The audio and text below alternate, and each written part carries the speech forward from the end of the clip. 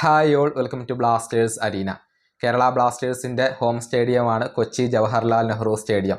അടുത്ത മാസം അർജന്റീന ദേശീയ ടീം അവിടെ കളിക്കും എന്നായിരുന്നു പ്രതീക്ഷിക്കപ്പെട്ടിരുന്നത്.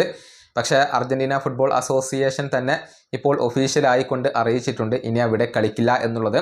സ്പോൺസർമാരായ ആൻഡോ അഗസ്റ്റിൻ പറഞ്ഞത് ഇനിയിപ്പോൾ മാർച്ച് മാസത്തിൽ അർജന്റീനയെ കൊണ്ടുവരാൻ ശ്രമിക്കും എന്നാണ്. അർജന്റീന മാർച്ച് മാസത്തിൽ വരും എന്നാണ് അദ്ദേഹം പറഞ്ഞിട്ടുള്ളത്. ഏതായാലും അർജന്റീന വരുന്നതിന് മുന്നോടിയായിക്കൊണ്ടുള്ള നവീകരണ പ്രവർത്തനങ്ങൾ തകൃതിയായി നടക്കുന്ന ഒരു സമയമാണ് ഇത്. ഇനിയിപ്പോൾ അർജന്റീന വരില്ല എന്നുള്ളത് ഉറപ്പായി, അതായത് അടുത്ത മാസം അർജന്റീന വരില്ല എന്നുള്ളത് ഉറപ്പായി.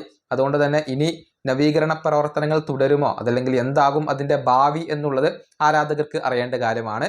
റിപ്പോർട്ടർ ടിവിയുടെ MD ആയ ആൻഡോ അഗസ്റ്റിൻ ഇക്കാര്യത്തിൽ ഒരു വ്യക്തത നൽകിയിട്ടുണ്ട്. നവീകരണ പ്രവർത്തനങ്ങൾ അതുപോലെ തന്നെ തുടരും.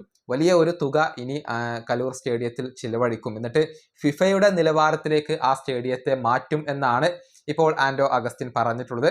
സ്റ്റേഡിയത്തിന് ഫിഫയുടെ ആ ഒരു നിലവാരം ഇല്ലായിരുന്നു, അതുകൊണ്ടാണ് അർജന്റീന അടുത്ത മാസം വരാൻ വിസമ്മതിച്ചത് എന്നാണ് ഇദ്ദേഹം കാരണമായിക്കൊണ്ട് പറഞ്ഞിട്ടുള്ളത്. ആൻഡോയുടെ വാക്കുകൾ ഇങ്ങനെയാണ്: ഞാൻ കലൂർ സ്റ്റേഡിയം ഫിഫയുടെ നിലവാരത്തിലേക്ക് എത്തിക്കും, അത് ഉറപ്പാണ്. സാധ്യമായ എത്രയും പെട്ടെന്ന് അത് ചെയ്യും. നമ്മൾ പ്ലാൻ ചെയ്തത് പോലെ തന്നെ കലൂർ സ്റ്റേഡിയത്തിൻ്റെ നവീകരണ പ്രവർത്തനങ്ങൾ നടക്കും. ഇനി കൂടുതലായിട്ട് പണം ചിലവഴിക്കാൻ ഉദ്ദേശിക്കുന്നുണ്ട്, എന്നിട്ട് നല്ല രീതിയിലേക്ക് മാറ്റിയെടുക്കും. ഫ്ലഡ് ലൈറ്റുകൾ മാറ്റാൻ ഏകദേശം 10-12 കോടി രൂപയാണ് ഉദ്ദേശിക്കുന്നത്. സ്റ്റേഡിയത്തിൻ്റെ സ്ട്രെങ്ത് വർദ്ധിപ്പിക്കും.